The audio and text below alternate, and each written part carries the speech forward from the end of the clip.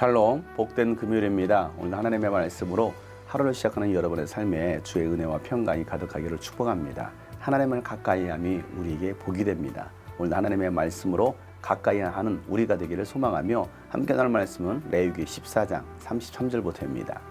주님께서 모세와 아론에게 말씀하셨다. 나 주가 너희에게 유산으로 준 가나안 땅으로 너희가 들어가서 그 땅을 차지하였을 때에 나 주가 내린 악성 곰팡이가 너희가 유산으로 받은 땅에 있는 어떤 집에 생기거든 그 집 임자는 제사장이 이로 가서 집에 곰팡이가 보인다고 알려야 한다. 그러면 제사장은 그 곰팡이를 살피러 가기에 앞서 그 집안 사람들에게 지시하여 그 집을 비우게 하여야 한다. 그래야만 그 집안에 있는 모든 물건이 부정하다는 선언을 받지 않을 것이다. 제사장은 집을 비운 다음에 집 안으로 들어가서 살펴보아야 한다. 제사장은 곰팡이가 퍼진 곳을 살펴보아서 그 집 벽에 곰팡이가 퍼져 있고 그 자리에 푸르스름하거나 붉으스름한 점이 생겼고 그 퍼진 자리가 벽면보다 우묵하게 들어갔으면 제사장은 그 집 문 바깥으로 나가고 그 집을 이레 동안 잠가두게 하여야 한다. 이레째 되는 날에 제사장이 다시 가서 보고 그 곰팡이가 그 집 벽에 퍼졌으면 제사장은 사람들에게 지시하여 곰팡이가 묻은 돌을 빼내서 마을 바깥에 부정한 곳에 버리도록 하여야 한다.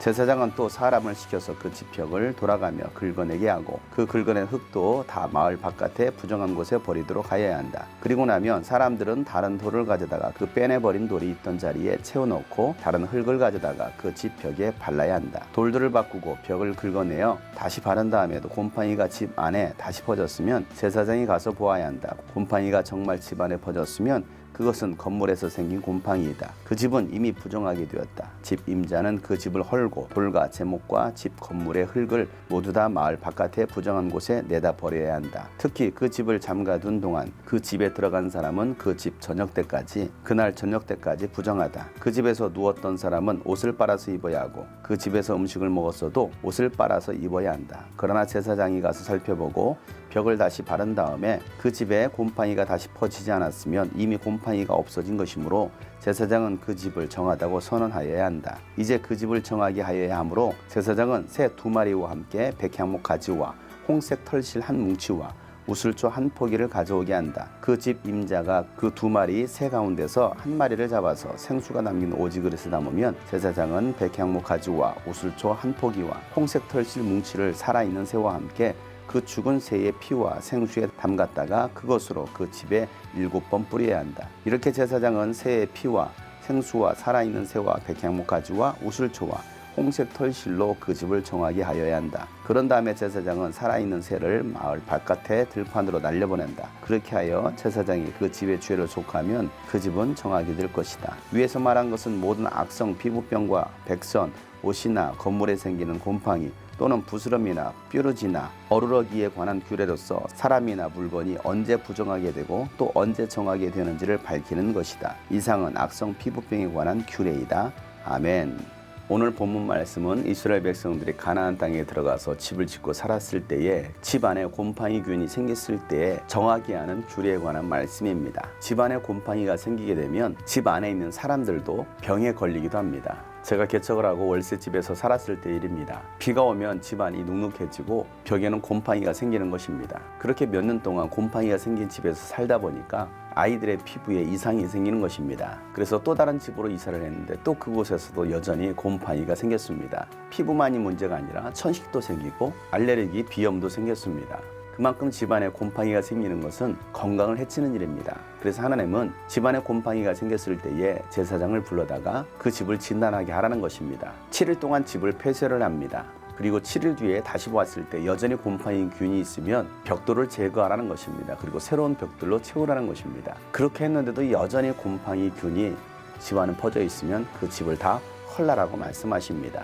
그렇지 않으면 그 안에 살고 있는 사람들도 병이 들 뿐만 아니라 마을 공동체 전부가 부정해질 수 있기 때문인 것입니다. 미세한 작은 곰팡이균 하나가 집뿐만 아니라 사람까지도 병들게 한다는 사실입니다. 그래서 우리는 이 곰팡이를 잘 살펴봐야 되는 것입니다. 혹시 우리 집안에 아니면 교회 공동체 안에 보이지 않는 이 곰팡이균이 있는지를 우리는 잘 살펴야 되고 제거해야 되는 것입니다. 그렇지 않으면 확산이 되고 결국에는 모든 것을 다 무너뜨려야 되는 순간이 올 수도 있다는 사실입니다.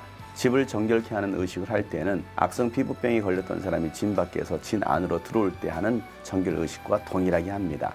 이 모든 과정들을 잘 살펴야 될 사람이 바로 제사장이었습니다. 제사장은 사람의 피부에서 나는 악성 피부병이나 머리에서 나는 백선이나 옷이나 건물에서 생기는 곰팡이, 부스럼이나 뾰루지까지도 다 살피라는 것입니다. 사람이나 물건이나 할 것 없이 모든 면에 있어서 정결해야 된다는 것입니다. 신앙생활이라는 것은 마치 이와 같습니다. 우리 삶의 모든 영역에서 하나님은 거룩한 삶이 있기를 바라시는 것입니다. 부정한 삶이 아니라 하나님의 말씀 안에서 거룩한 삶으로 살기를 바라시는 것이 하나님의 뜻인 것입니다. 하나님은 거룩하시기에 여러분의 삶의 모든 영역이 하나님은 거룩해지기를 바라시는 것입니다. 제사장은 그저 정한지 부정한지를 선언해 주는 사람입니다. 제사장이 치유할 수 있는 것이 아닙니다. 제사장이 고쳐줄 수 있는 것이 아닙니다. 고치는 영역은 오직 하나님만이 하실 수가 있는 것입니다. 예수님이 이 땅에 오셔서 우리의 모든 죄를 사하셨을 뿐만 아니라 우리의 모든 질병까지도 고쳐주셨습니다.